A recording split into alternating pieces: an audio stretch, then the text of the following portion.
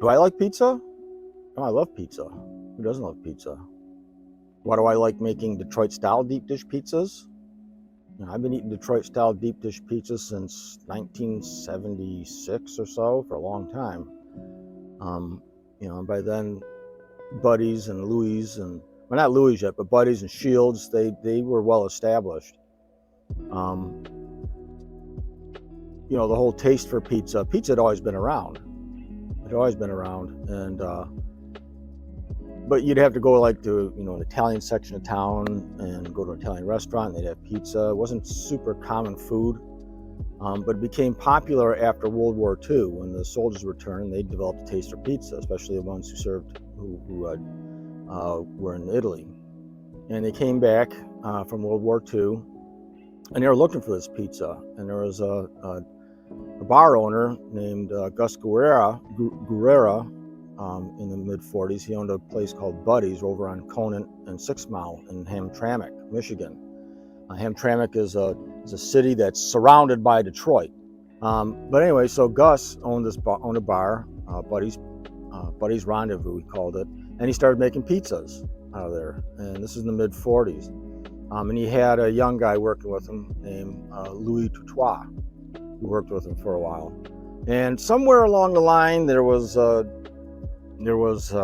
breakup in between Gus and whoever his partner, who I don't know the real story, but he left and he opened up a place called Cloverleaf, which is on Gratiot, between 9 and 10 Mile in East Point. And he was making those pizzas. In fact, you can still find Cloverleaf is still there. You can find Cloverleaf franchises around Detroit, just like Buddy's. So Louis took over the operations of Buddy's. I think he was still a cook there, and he may have been renting out the kitchen. He started making pizzas, continued making pizzas at Buddy's until about 1972, when they had a difference of opinion somewhere, and he left, and he moved his operation to a place called Shields. Shields was a bar on Shields Street in 7 Mile in Detroit, and he moved there in about 1972. And that's about when I was introduced to that style of pizza, the Detroit-style deep dish pizza, was at Shields. One day, Louis and his crew come to work, and the doors were locked, and the owners said, "We don't want you making pizzas here anymore." So Louis just had it, and he opened up his own place, and he opened up a place in Hazel Park, Michigan, and it's been there ever since. This is probably about 1978 or so. So that's where we used to go. We used to go to Buddy's as well down in Detroit, but we'd also go to Louis with my father. We'd go celebrate birthdays, do what a lot of people do. And about 1984, my brother Pete and we were celebrating a birthday, and my brother Pete had been working in food services. He's a dishwasher, and he became a cook at a local restaurant down the street from us called Western Stockade. And we all went out to eat, and we went and got a pizza. It was somebody's birthday, I don't remember who. And Louis came out. This was at Louis' Pizza, and Louis came out of the kitchen, and my dad happened to mention to Louis, says, "Yeah, well, it's my son Pete. He works over at the Western Stockade." And Louis says, "Well, oh yeah? Well, hey, I'll hire you right now." And he hired him. He took him on a tour of the kitchen and hired my brother Pete on the spot. So that was kind of my proxy inroad into Detroit, into learning how to make Detroit-style deep dish pizzas. Pete worked there for about 4 years. He left, and then he worked in other restaurants, and then he started working at Buddy's Pizza. He worked there for about 10 to 15 years, I think, before they were sold about 4 or 5 years ago, 5 or 6 years ago, actually. And he became what do you call it, the kitchen, the test kitchen. He was a kitchen manager, but he was also the one who came up with ideas. He's the one who combined the flour for the gluten-free pizza that you hear about on Buddy's. So anyway, he left Buddy's, and he got married in between, and he and his wife Tony moved down to Charleston, South Carolina, and opened up a pizza place down there called Tony's Pizza. And they've been doing quite well. But anyway, so all that time, I've been picking my brother's brain. How do you make these pizzas? And he gave me some pizza pans, the ones that we use in this video. And he kind of gave me some pointers and some ideas on how to make the dough and how to make the sauce. And I actually even worked with him for a while, about 4 or 5 years ago when his restaurant was just opening up. So I've had some inroads into making these pizzas for a long time. But with his help and stuff, I've been able to kind of perfect it to the point where I can pretty much make a darn good replica of a pizza. Almost as good as maybe you'll find at a Buddy's or a Louis or even his restaurant. Now, his restaurant is voted #1 by Yelp. The #1 best Detroit style deep dish pizza you can find in Charleston, South Carolina, of all places. So, but anyway, yeah. So I've been making these pizzas for quite a while, just to learn how to do it. They're so good. And Detroit style deep dish, it's unique to Detroit. It's the uniqueness of it is that they would call it like an upside down pizza.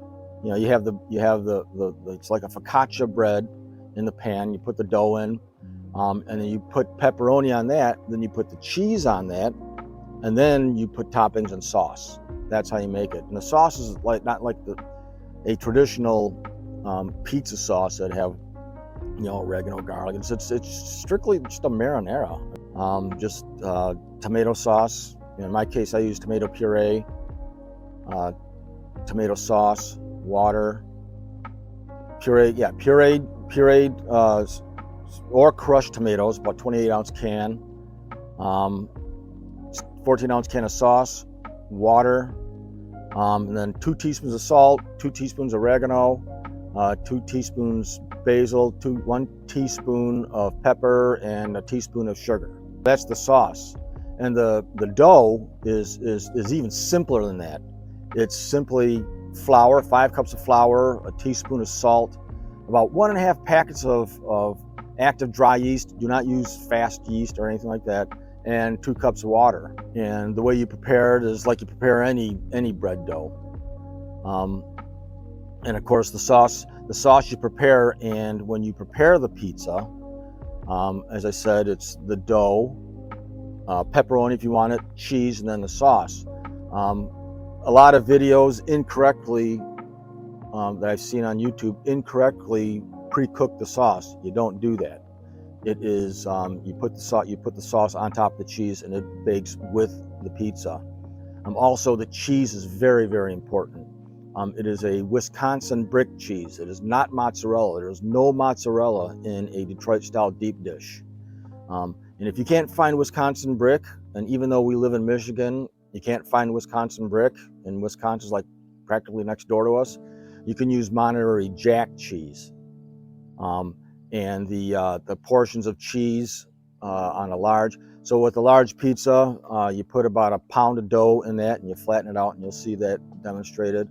The small is 13 ounces, is 8 ounces, 8 ounces of dough. And then the cheese is like, I put a pound of cheese on the larges. Technically it's about 13 ounces, and I put about 6 ounces of cheese on the small.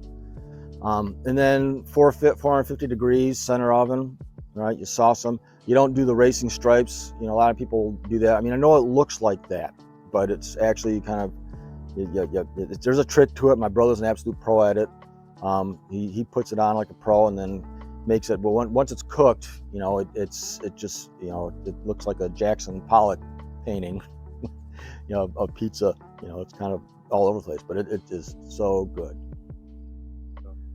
Oh, my standard is whenever I go to a pizza place, my standard is ham, pepperoni, mushrooms, and then after that, I like onion, bell, green pepper. I'll even just eat cheese, but for toppings, yeah, I like sausage. I like sausage on my pizza. But my standard go-to for a pizza, and if I'm going into a place that's brand new to me, it's kind of like my gauge, and my testing, my what do you call it? Yeah, my standard, is ham, pepperoni, mushroom. That's my favorite. These turned out exceptionally well. Yeah, they came out really well. I think it could be attributed to some of the weather. I've made them like during the winter when it's a little bit cooler out, and they don't rise as well. Sometimes I don't get the brand of cheese that I want. My last batch I used pre-shredded cheese, and it was Monterey Jack, but the processed cheeses, they put like a preservative type powder in it, and sometimes that's like when you see it, you know, if it's like a couple hours after you've eaten and there's still pizza out, it looks kind of waxy stuff. It's that stuff. So it's the processed shredded cheese can kind of do that. So I like to buy, you know, the actual brick cheese and shred it myself to kind of give it, you know, and actually it can taste a little bit different between the two. So one of my last didn't turn out as well as I liked.